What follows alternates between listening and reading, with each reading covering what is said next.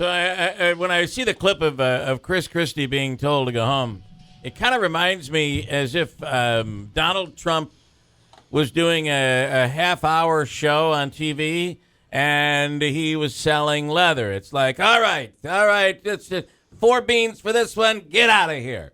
I mean, doesn't it seem reminiscent of a Charlie Seeley episode?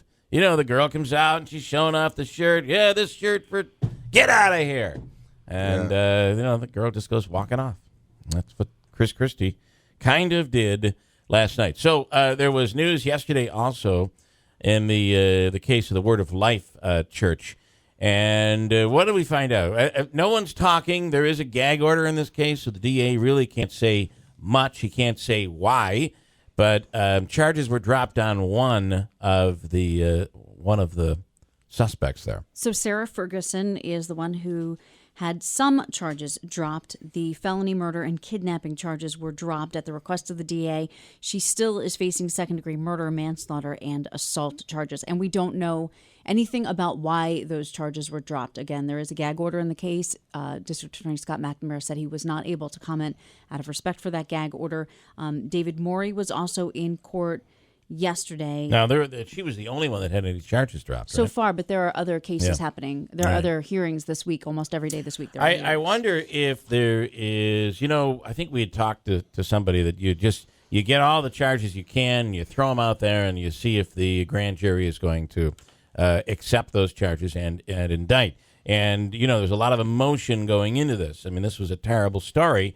And, that grand jury, they certainly had to have seen news items, and there was a great deal of emotion. And then, of course, any of the testimony they're getting, they got to see things that the rest of us don't ever want to see, trust me, from what I'm hearing. So there's a lot of emotion there, but there's also a great deal of attention on this case. And you know that it is going to get national coverage. When the trial comes, it's going to get national coverage. So would you say that all eyes, or the eyes of the country, are going to be on this case? And I would think that there's a lot of pressure for Scott McNamara and the DA's office to make sure they get this thing right?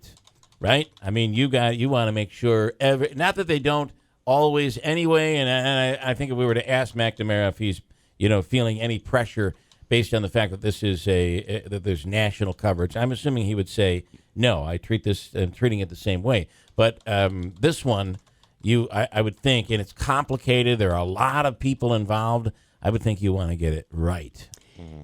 Yeah, absolutely. And, we have to keep in mind, too, that there has been a plea of some sort. Deborah Leonard, the mother of the 2 victims, one of whom was fatally killed in the case, there's some sort of plea. So we don't know the details of that. Sure, what she's saying. And what either. So. And can I clarify just for a second so nobody takes this the wrong way? I did not say that anybody's caving into the pressure of national media or anything like that. I'm not saying that. Right. I'm saying that put all of this stuff together, and there's got to be a lot of pressure on that DA's office. This, even if you erase the national media and you just think about how many suspects are involved and the scope of this whole case, one would think that that this is a very complicated and difficult case for anybody to deal with, for a DA's office to deal with especially. So. And if you remember the comments of law enforcement when we were first talking about this case, before we knew that it was the case that it was, the people who were directly involved said they had never seen anything like it, and the emotions were already high even before we knew why the victim who was killed, was fatally beaten. So.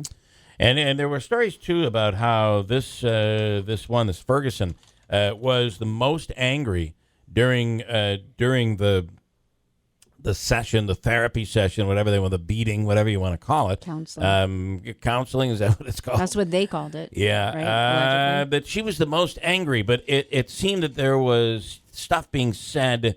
The kid was being charged with doing some really despicable things that turns out to be not true, and yet in her mind maybe she thought they were true, and maybe that's why she was most angry. I don't know. All I know is this has got to be complicated, very difficult, a lot of pressure on everybody to get this thing right. We'll talk about what's going on over at AMS. The site work continues. There's a story in today's OD about that. And it talks about what's been happening. Truckload after truckload of dirt and debris being taken out, making way for this 450,000 square foot fabrication facility. This manufacturing facility. It'll be manufacturing, not just the assembly that everybody was all worried about. This is the AMS project. The company will invest $2 billion in the first phase and expects to employ about 1,500 people by the end of, next year, 2017. So it's happening. And, I'm assuming that the fact that the weather's been pretty mild, that's helped, right? Mm-hmm. It's got to, yeah.